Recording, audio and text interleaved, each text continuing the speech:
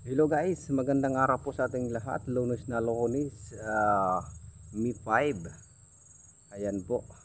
Good morning po sa ating lahat. Mga OFW, Luzon, Visayas at Mindanao din sa Pinas. Shout out po sa ating lahat. Magandang araw po ng Lunes. Ayan guys, pakita ko guys, i-update ko lang kayo sa aking tanim. 15 days na po siya. At medyo malaki na po siya. Pakita ko sa inyo guys sa likod ko. Ayan. Wow. Medyo ano na siya.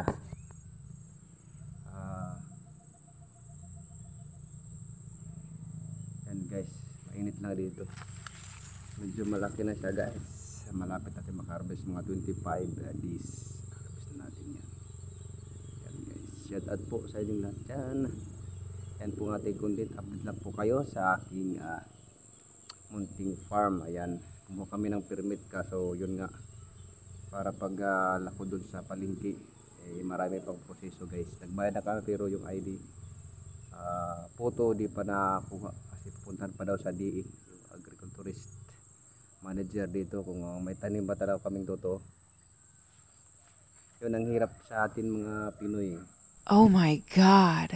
Inuuna tuloy yung walang tanim, ipinakuha nila ng permit. Yung may tanim, yung pinahirapan nila, diba? Pupunta daw ngayon at tignan nila kung may tanim daw. Yan ang hirap ng Pilipino dito sa Pinas. Pinahirapan yung mga farmers. Yung nagtitinda lang namimili, yun tuloy agad nilang binigyan ng ID. Ewan ko, hindi ko maintindihan ng ating bayan. Ang hirap intindihin ng ating mga namumuno, lalo na dyan sa mga opisina. Bakit tumanggap sila agad ng bayad di naman lang i-release yung ID. Yung ID na yun ay katibayan na nagbayad ka or may magtitinda ka. Yun ang hirap doon sa kanila Yan guys, sana i-release nila yung ID para makapagtinda na po kami. Nagbayad naman doon, titingnan pa daw kung baka nagsinungaling daw. At sinabihan pa kita na scam daw ako, na vlogger daw. Kahit wala pa tayong sahod dito, hindi tayo scam. Nagbablog din po tayo ng matino at nagbablog lang po tayo ng makita nila yung ating trabaho dito kung ano. No? Ang masakit lang doon na tinatawag ka na scam, yun ang masakit.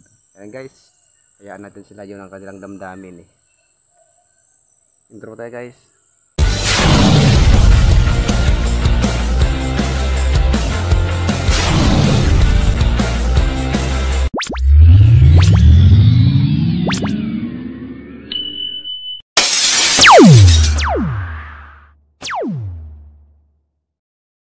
Po guys, pakita ko sa inyo, medyo malaki na po siya guys. 15 days na po siya guys. At dito dahil sa malakas ng ulan, ito po ang nangyayari sa iba. Medyo hindi pa siya doon, hindi ko pa walagyan ng fertilizer, yung konti na lang. Yan, pakita ko yung buo guys para malaman niyo kung ano. Maganda medyo dito guys, inayos ko na dito. Medyo itong una mga 25 days ma-harvest natin, medyo malaki na siya. Dito yun nga, parang namamatay yung iba dahil sa sobrang ulan. Kasi pangit yung tanim natin na pinsay kung sobrang ulan na siya, nasisira yung mga ugat niya. Kailangan katamtaman lang sana. Maganda dito guys, lumalaban yun dito. Tsaka ulan, biglang init, nasusunog din yung nasusunog din yung dahon pag biglang ulan, yung mainit masyado kasi yung alis ng lupa, yun po nasisira yung mga dahon, napuputi yun.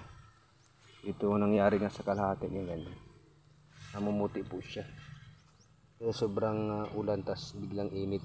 Yan po ang mangyayari sa gulay na sobrang lamig tas biglang iinit tas biglang ulan. Yan po ang mangyayari po sa tanim.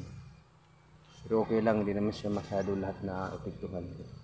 Yung ilog din na malapit lang dito guys, medyo kumalma na. Dito yan malapit ang tubig, akala ko'y abutan ng Baha dito, di pa tayo makaharvest. Yan po guys. May abang na din tayo dyan. Patanim natin ng upo. Kasi hindi tumubo yung patula. Upo na lang ilagay na likod dyan. Yan guys. 15 days. Update lang tayo. Diba? Medyo ano na siya. Malalaki na. Yan guys, nakita na nyo yung tanim ko doon sa likod ko. Tinapitulak ko po kayo kung ano pong kalagayan na. Yan, shout out po sa ating lahat dyan, lalo ng ating mga supporters dyan. Ayan, sa mga nanonood sa ating channel, maraming salamat sa inyo guys. Yan po, sa hirap at ginawa at tayo'y pagpakabuti lang. Mayroon din tayong anin pag magtatanim, huwag tayo magtamad-tamad. Ayan guys, maraming salamat po sa nagtiwala po sa aking channel, sa nanonood po, maraming salamat. At sa shout natin yung mga supporters natin dito sa ating channel. Yan, shout out kay Inting Butingting dyan, at kay Kois Repair Tutorial, shout out. At sa aking pinsan dyan, shout out sa Malabon. Ayan, si John Tag, shout out po. Kay China Heart, shout out. Kay Char Vlog, shout out. At kay Joe Fernandez Vlog, shout out po din. Sa lahat po nag-support, ayan, pasensya na po kung hindi ko nabanggit ang mga channel nyo. Ayan, mayroon pa tayong nakalimutan, no? Shout out natin si Yuno Official Yani Vlog, shout out po sa iyo, friend. Sa lahat po mga OFW, ayan, kay Ning Freights, shout out. Kay Fernando Banunong Vlog dyan sa Bangladesh, shout out po sa iyo, bro. Yan na po ang tanim ko guys. Ayan. Sa lahat po sa inyong pagtiwala at pagmamahal sa channel ko dito sa probinsya namin sa Borongan, Eastern Samar, salamat po sa inyo guys. Ayan. Kung bago lang pa kayo guys, nakadaan lang po kayo sa aking channel, huwag kalimutan guys, pindutin ang notification bell dyan at i-like, i-share, i-comment para update kayo guys sa aking vlog araw-araw. Yan po guys, ipakita natin ngayong araw, Lunes, May 5, 2025, sa aming tanim. Yan po nga, pupunta daw dito yung DE o yung agriculture mula sa munisipyo. Ay tingnan daw nila kung may tanim daw. Yun ang hirap, humingi na ng bayad, ay yung ID di pa dumating, hindi pa binigyan ng ID ng aking misis. Bakit tinanggap agad yung bayad, di naman nilalakad yung ID? Paano tayo makapag tawag nito yung pagtinda doon? Ay hindi ka pwede magtinda doon kung wala kang ID permit, no? Yun na lang, pag-release ay hindi pa nire-release. Bakit tinanggap agad ang 500 kung hindi nila i-release? Una muna ang pera bago ang serbisyo. Oh Yan, my ang Pinoy yun, God. ang ating Pilipinas, yung ating bayan, inuuna muna yung pera. Dapat unahin muna yung mga papilis yung lahat para pagkatapos ng bayad okay na, di ba? Kaso inuna pa ang bayad ay bago ka releasean.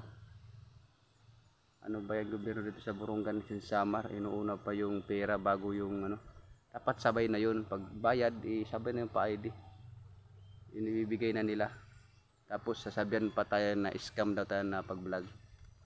Kalukuhan yan. Di naman sila pumupunta dito lagi. Ay lagi lang nakaupo doon, naka-aircon.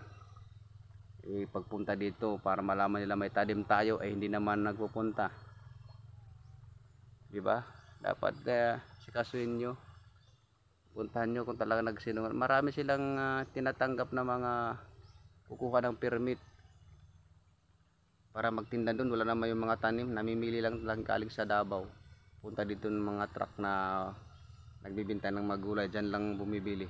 Yun, binigyan nila ng ID permit.